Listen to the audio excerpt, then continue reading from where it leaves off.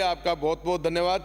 सबसे पहले मैं जल जीवन मिशन योजना पर जाना चाहूँगा कि राजस्थान में अब फिलहाल भारत सरकार की योजना जल जीवन मिशन लंबे अरसे से चल रही है, जिसमें अभी प्लान राज्य स्तरीय में माने हमारे मंडावे से आने वाली माने सदस्य ने जो बात कही उसी को मैं भी एक बार दोहराना चाहता हूँ। सरकार अभी इस अनुमोदित राशि है आपकी 50,000 करोड़ की जल योजनाओं के क्रियान्वयन हेतु राज्य मद की राशि को सरकार RWSSC के माध्यम से अतिरिक्त ऋण लेने के लिए एक निगम के माध्यम से इस सारे जल योजना को उससे जोड़ना चाहती है। और एक दिन इसको जिस तरीके की हमारी जो संस्थाएं निगम के रूप में पहले बनाई गई, जनता पर भारी भार होगा, बिल भरने में जनता असक्षम होगी और अधिकारी और कर्मचारी आज भी भय के साये में जी रहे हैं कि हम निगम के अधीन होंगे, हमारा जीवन के मूल्य पर जब तनख्वाह मिलने का समय आएगा हम तकलीफ में रहेंगे।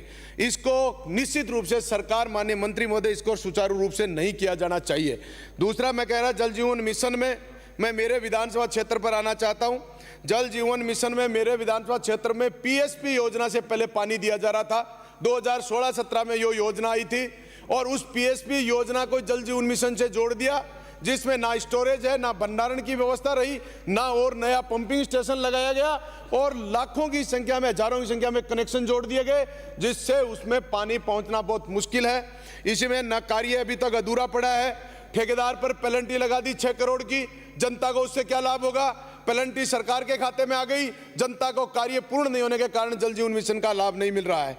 टंकियों का निर्माण नहीं, भारी भ्रष्टाचार, पुरानी पाइपलाइनें जो PSP योजना में थी, ठेकेदार ने उन पूरी पाइपलाइनों को शामिल कर दिया और अपनी पाइपलाइन बचाकर भ्रष्टाचार करने का काम किया। नई पाइपलाइन लाने में जो जोड़ी गई वो पूर्ण रूप से गुणवत्ता पूर्वक नहीं है, भ्रष्टाचार के आलम में चढ़ गई, इसलिए लोगों को पानी पिलाना बड़ा मुश्किल रहेगा। राजगढ़ शहर में पिछले समय में एक शहरी पुनर्गठन योजना चालू करी थी। उस शहर में 36 करोड़ रुपए का प्रोजेक्ट था। 36 करोड़ रुपए में शहर की पाइपलाइन डालनी थी। संपूर्ण पाइपलाइन बिना प्लान उस शहर में डाल दी गई, पूरे शहर को खोद दिया गया और आज उस पाइपलाइन का कोई लाभ नहीं, आधी पाइपलाइनों का मिलान तक नहीं हुआ है। और आप जांच करने के लिए मैंने व्यक्तिगत शिकायत लिखी है, लेकिन सरकार ने अब तक उनकी जांच करके जिस ठेकेदार ने, जिस अधिकारियों ने गलत किया उनके प्रति कोई कार्रवाई नहीं की है। माननीय सभापति महोदय, मैं इसी के साथ एक यमुना जल MOU जो हमारे शेखावाटी के बहुत बड़ा योजना है, मात्र 2 मिनट में योजना है, जिसको सरकार ने 17/2/24 को MOU किया। 4 महीने में MOU पूरा होना था। उस कार्य की DPR के लिए बजट में घोषणा जरूर करी है, लेकिन धरातल पर आज उस कुछ भी नहीं है।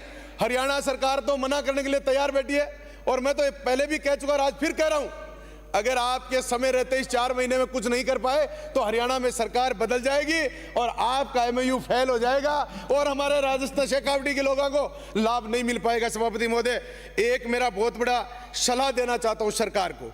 जल बहुत बड़ी संग्रहण के बिना जनता का पानी आप नहीं पिला पाओगे। इन पाइपों के माध्यम से, इन अधिकारियों के प्लान से आप पानी नहीं पिला पाओगे। मेरा एक सुझाव है सरकार को, आप प्रोजेक्ट के रूप में लें। राजस्थान में गोचर भूमि हमारे पास पर्याप्त पड़ी है, आप बहुत बड़े बड़े तालाब विद पाइतन सहित बनाइए, उनकी 4 द्वारी बनाइए। हर बरसात में आपका भंडारण होगा, आपका संग्रहण होगा। हर गांव में बनाइए और हर गांव का पानी उसी गांव को सप्लाई करने का काम करिए। मैं कहता हूं कि राजस्थान के लिए जीवनदायिनी काम होगा। इस प्रोजेक्ट को आप किसी गांव में आप फलीभूत करके देख लीजिए। बड़े बड़े क्षेत्र पड़े हैं, बड़े बड़े तालाब पक्के बनाकर वही पानी बनाइए, उसी गांव को पानी दीजिए। अगर आप एक बना के देख लेंगे तो पूरे राजस्थान के लिए नए पानी का संग्रहण और उत्पादन होगा।